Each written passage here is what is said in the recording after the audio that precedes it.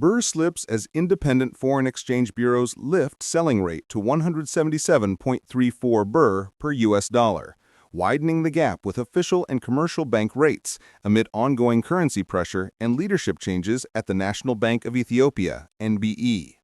The NBE's indicative rate stood at 153.04 Birr, while commercial banks quoted higher selling rates. Commercial Bank of Ethiopia, CBE, at 161.39 Birr, Oromia International Bank at 162.39 Birr, Awash Bank at 166.06 Birr, and Bank of Abyssinia at 155.55 Birr. Analysts said the fluctuation partly reflects the period when the central bank operated without a governor between the departure of Mamo Mihiretu and the appointment of Eyob Tekaling, Ph.D. The leadership gap coincided with the New Year holiday, during which commercial banks offered a 10 Birr incentive for remittance receivers, boosting short-term demand for foreign exchange and sustaining higher rates since. The rate was very calm before then due to strict oversight and follow-up from the National Bank, said Ephraim Kesfayi, chief executive of Ethioforex, an independent bureau with a 50% market share and 5 branches. He added that the incentive scheme and holiday-related inflows lifted exchange rates across the market and pushed the NBE's indicative rate upward following the latest auction. The trend reflects weak public confidence in the Birr, said Mikias Mulugeta, Ph.D., independent consultant and analyst.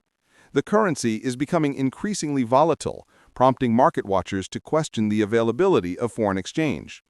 Under both the former and current governors, the central bank has maintained an assertive stance against the parallel market, which experts say has helped stabilize rates in recent months. Before September, the Birr remained largely steady at around 137 Birr, supported by tighter supervision and restrained speculative activity. Commercial bank data show that the Commercial Bank of Ethiopia, CBE, selling rate rose from 151.32 Birr in September to 152.44 Birr in October, while the Awash Bank's rate climbed to 157.48 Birr over the same period after months of relative calm. The recent uptick suggests renewed volatility following a long stretch of stability. Ephraim said the parallel market continues to respond to demand and supply. There is no serious demand and supply challenge. Forex inflow has grown, while imports have cooled due to high prices discouraging buyers and importers, he told Birr Metrics. The new governor, Eyob Tekaling, Ph.D., has intensified warnings against informal currency traders and businesses engaged in illegal money transfers, particularly from the United States. His latest statement, described as a last warning, followed meetings with business leaders and the Ethiopian Bankers Association after his return from the 2025 International Monetary Fund and World Bank annual meetings in Washington, D.C. Ephraim welcomed the central bank's recent crackdown, but argued that meaningful consultation should also include independent forex bureaus and business communities, which operate closer to the market and its informal segments. He said commercial banks remain the main source of challenges in the forex market.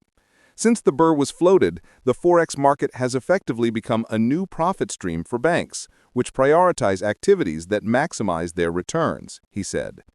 Mikias cautioned that such strong intervention is risky in a market-based economy. He said, the central bank should pursue policies that allow the market to adjust naturally, as of forex auctions. The governor recently said the Birr is expected to recover, supported by record surge in gold exports. Gold shipments overtook coffee for the first time, reaching $3.5 billion in the fiscal year through July 7th, up from $409 million a year earlier. Coffee exports also rose sharply to $2.65 billion from $1.4 billion. Mikias described the estimation as cautious and optimistic, noting that Eyob recently secured agreements with the IMF and World Bank for concessional loans in Washington. Combined with rising exports, these measures could improve forex availability and support the Birr. He cautioned, however, that ongoing volatility in both the economy and the forex market makes forecasting challenging. Since the Birr was floated a year and a half ago, Ethiopia's import-dependent economy has felt immediate effects, with living costs climbing sharply. Economists note that even marginal moves in the dollar rate ripple through households. Every cent rise hits wallets directly, and the ongoing trend in the Birr will continue to put pressure on consumers, Mikias said. Market participants said the widening premium between official, bank, and bureau rates continues to strain businesses, raising import costs and limiting access to hard currency for smaller firms.